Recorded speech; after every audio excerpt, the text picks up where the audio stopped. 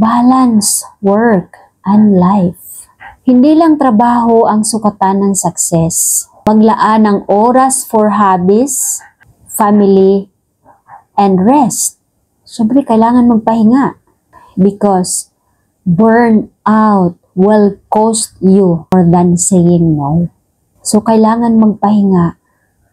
Kailangan i-priority yung life natin.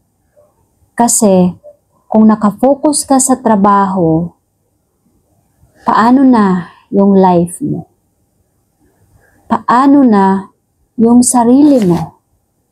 Kailangan mo magkaroon ng other hobbies, other skills.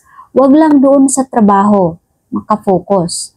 Kasi, aanhin mo yung pagod ka na sa trabaho, pero sa life mo, wala namang nababago. Yung life mo, napapabayaan. Para saan yung pagsakripisyo mo?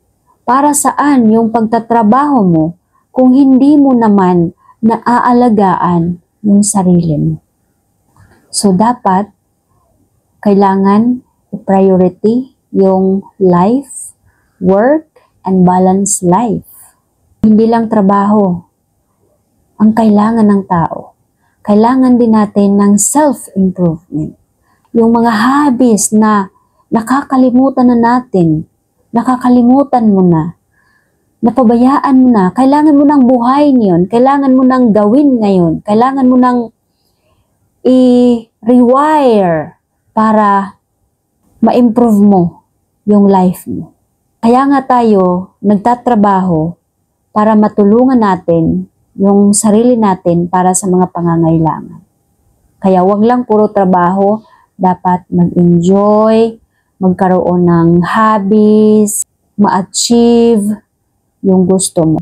Kaya deserve mo maging masaya, maging happy. Wag lang puro trabaho. Nagtatrabaho ka para happy ka. Ma-experience mo yung deserve mo na life. So, hindi kailangan maging perfect o mabilis ang pagbabago. Ang tunay na adulting, hindi tungkol sa pressure ng milestone, kundi sa pagbuo ng pangmatagalang habits na magdadala ng stability at growth. Tandaan, ang maliliit na disiplina ngayon ay magiging malaking resulta bukas. Focus on progress, not perfection.